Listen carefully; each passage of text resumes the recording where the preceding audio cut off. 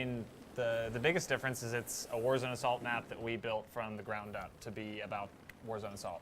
And in the past, we've used reused sort of the Warzone spaces that and we wanted to. It's set on Meridian, and we wanted to just build something from the ground up and give Assault the love that it deserves. So.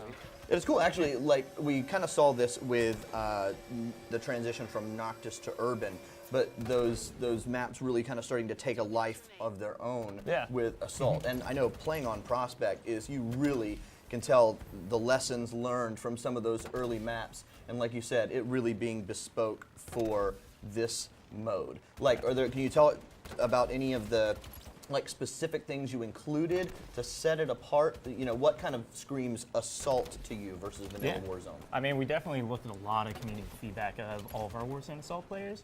So we really focused on designing, this asymmetrical gameplay. So attackers have all these super interesting paths they go up. Defenders have, much more holdout locations than they did before.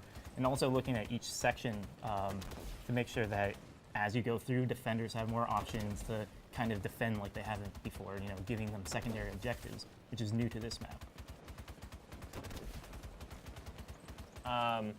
For the armory, the attackers actually start off with the high ground. The armory itself is actually kind of lower, and there's this outer skirt, but there's still kind of a no man's land, like open area on the approach to actual armory. And so, what I've seen that works really well is a team will kind of set up on one of those areas, and if they can break the resistance enough, they'll sort of pour down through one of the doors and try and get some people on the roof and land some headshots. Yeah. Awesome. We really play with height a lot more between the two sides.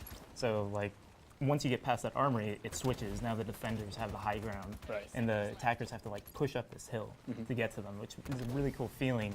And we played around with height with going down into these spillways, take grav lifts up top. Yeah. So it kind of messes with perception of what players have been used to before. There's an interesting interplay actually too with vehicles, like the difference between the infantry combat and the vehicle combat. There's full-fledged vehicle paths as well in this one, and it's really cool to see someone just ripping through with a Warthog doing laps around the top level of the garage, which is not a spectacle you see in the other maps.